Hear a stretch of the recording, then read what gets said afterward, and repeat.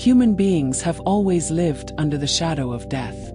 For thousands of years, every culture has created myths, religions, and philosophies to soften the fact that every individual life ends. For most of history, this seemed like an unchangeable feature of reality, like gravity or the rising of the sun. Yet during the last century, science has repeatedly taken ideas that once belonged to legend and turned them into practical technology. Flying across oceans, speaking instantly with people on the other side of the planet, editing the genes of living organisms, all of these would have sounded like magic to our ancestors. Today we stand at the beginning of an even deeper change. The same scientific mentality that decoded the atom, the genome, and the computer is now decoding the human mind and the biological process of aging. When we look carefully at the speed and direction of current progress, it becomes extremely hard to imagine a human future in which death remains as it is today. No scientific argument can offer an absolute guarantee about events that have not yet happened. However, science can reveal trends, constraints, and possibilities so strong that they leave very little room for a different outcome. In the case of human lifespan, several independent lines of progress are converging on the same destination. Neuroscience is turning consciousness into an object that can be measured and modeled. Artificial intelligence is giving us the power to copy and simulate complex information systems. Regenerative medicine and gene-based therapies are turning aging from a mysterious curse into a tractable engineering problem. Economic and social forces are pouring immense resources into these fields. Taken together, these forces form a stable pattern that strongly favors the emergence of practical immortality within the next 2 decades. The first key insight is that the human mind is not a ghost or a mysterious essence. It is a structured pattern of information implemented in a physical system, the brain. The brain is made of cells, and those cells obey the same chemical and physical laws as the rest of the body. Neurons fire, synapses strengthen or weaken, networks form stable patterns of activity. Memory is stored in long-lasting changes in these networks. Decisions emerge from the interaction of many layers of processing. At no point do we find a magical substance that cannot in principle be measured, modeled, or reproduced. Conscious experience is deeply complex, but complexity is not the same as impossibility. Once you understand the mind as a pattern of information, a new possibility opens. If that pattern can be captured and re-implemented on a different substrate, then the continuation of the self no longer depends on the survival of the original biological tissue. Modern neuroscience is rapidly building the tools required to capture that pattern. Imaging technologies already allow scientists to follow the activity of thousands of neurons at once. The resolution of these methods improves year after year. In parallel, invasive recording techniques in animals and in certain medical cases in humans have shown that it is possible to read detailed information about perception, movement, and even speech directly from the brain. Entire neural circuits in simple organisms have been mapped at the level of individual connections. Combined with advances in molecular biology and optical tools, this work shows that the brain is not a black box. It is a machine that can be reverse engineered. As sensors become smaller, faster, and more precise, and as algorithms for interpreting their signals become more powerful, the gap between raw neural data and a functional description of a specific person becomes smaller. The rise of artificial intelligence is the second decisive element. Modern learning systems can recognize speech, understand text, generate images, solve complex games, and control physical robots. These systems already approximate some of the tasks that the human brain performs, although they are built in very different ways. More importantly, they demonstrate that intelligence can be created in artificial matter using known engineering principles. They also provide the algorithms and software frameworks that will be needed to turn neural measurements into running models. As our ability to record the structure and activity of the brain improves, artificial intelligence will translate those recordings into dynamic simulations. These simulations will not be abstract caricatures. They will gradually approach the level of detail where they reproduce the way a specific brain processes information, forms memories, and expresses personality. The hardware required to run such simulations is emerging in parallel. Computing power, storage capacity, and network infrastructure are all growing in a way that allows ever more complex models to run in real time. Specialized chips designed for neural networks already exist and are spreading quickly. Data centers around the world provide a kind of planetary brain made of silicon, capable of hosting massive information flows every second. When we combine this power with detailed brain models created by neuroscience and artificial intelligence, we obtain the basic ingredients for digital minds that can match human complexity. These digital minds are not limited by the slow chemical transmissions of biological neurons. They can be copied, backed up, distributed, and upgraded. In such a world, losing one physical device no longer means the end of a consciousness, just as losing one personal computer today does not mean losing all of the information stored in the cloud. A direct jump from present-day humans to full mind uploading may seem large, but the transition will almost certainly be gradual rather than abrupt. Brain-computer interfaces already allow paralyzed patients to move robotic arms, type on virtual keyboards, and communicate using signals decoded from their brains. In coming years, these interfaces will become more precise, less invasive, and more integrated. At first, they will be used for medical purposes. Later, they will enhance memory, attention, and communication for healthy users. Over time, the line between brain and machine will blur. People will rely on external cognitive systems almost as intimately as they rely on their own biological circuits. Incrementally, parts of personality and memory will flow into digital companions that mirror and extend the self. This gradual migration makes the final step to full digital continuity much less dramatic. When a person already has an external system that knows their history, preferences, habits, memories, and ways of thinking with high fidelity, the question of where their self actually resides becomes more subtle. While this process goes on, a second path to immortality will advance in parallel. This is the path of biological rejuvenation. Aging is no longer seen as a simple result of time. It is understood as a complex but analyzable process involving damage accumulation, cellular senescence, genomic instability, loss of stem cell function, and many other factors. Researchers have already shown that certain aspects of aging can be reversed in animals by reprogramming cells, clearing senescent cells, or modifying metabolic pathways. Gene editing technologies make it possible to correct harmful mutations and to introduce protective changes. Cell-based therapies can regenerate damaged tissues. Drugs that target the fundamental pathways of aging are under investigation across the world. When many partial interventions are combined, the result is not a small increase in lifespan but a structural change in how the body responds to time. Instead of a steady accumulation of damage, the body can be continually repaired, refreshed, and tuned. In the next 20 years, it is highly plausible that humans will experience treatments that reset their biological age repeatedly.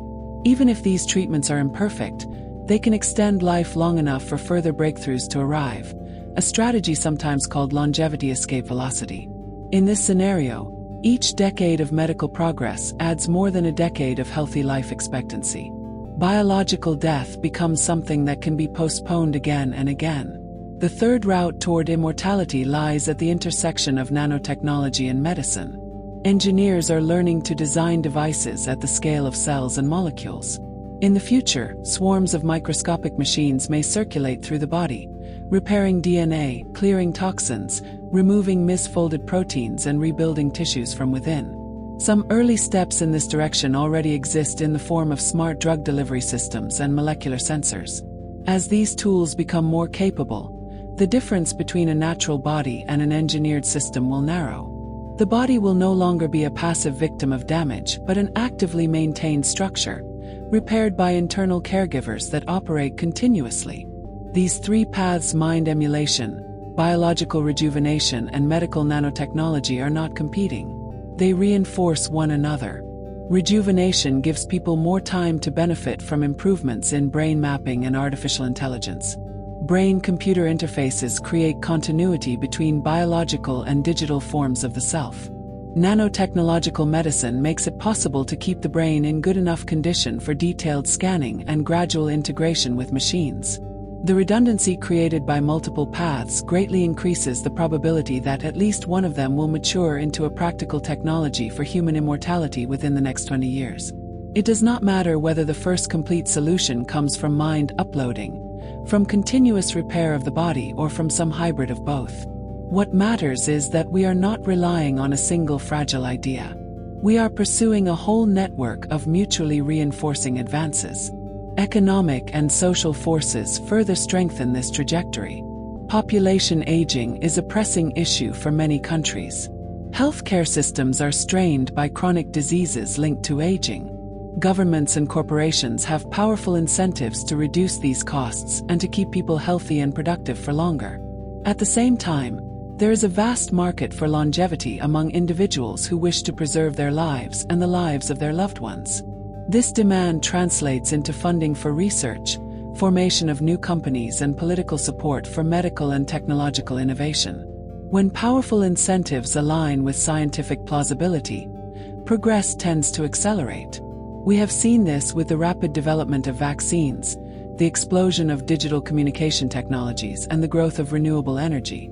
There is every reason to expect a similar acceleration in technologies that extend and preserve life.